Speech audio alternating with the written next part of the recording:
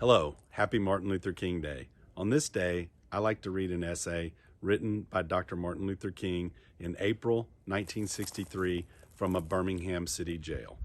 It is considered by many historians to be the greatest American essay other than possibly the Gettysburg Address and the Declaration of Independence.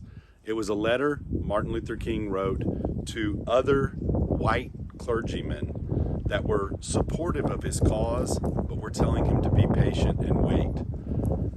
I read one excerpt from it. It's rather long. It's about 13 pages in a textbook, but the excerpt that I read helps us as Christians and Lutherans on this day to think about and define what kind of Christians and what kind of Lutherans we'll be.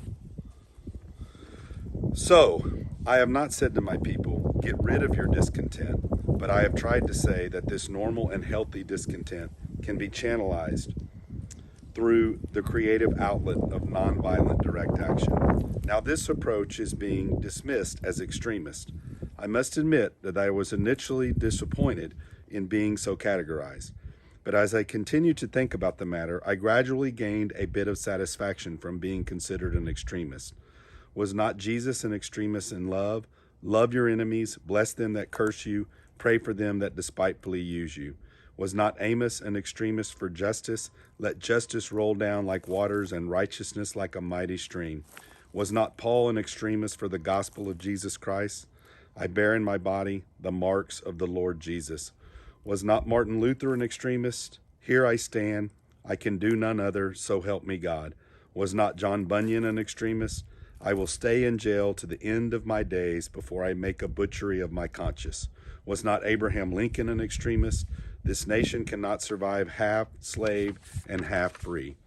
Was not Thomas Jefferson an extremist? We hold these truths to be self-evident that all men are created equal.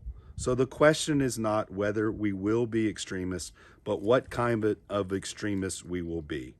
Will we be extremists for hate, or will we be extremists for love? Will we be extremists for the preservation of injustice, or will we be extremists for the cause of justice? In that dramatic scene on Calvary's Hill, 3 men were crucified.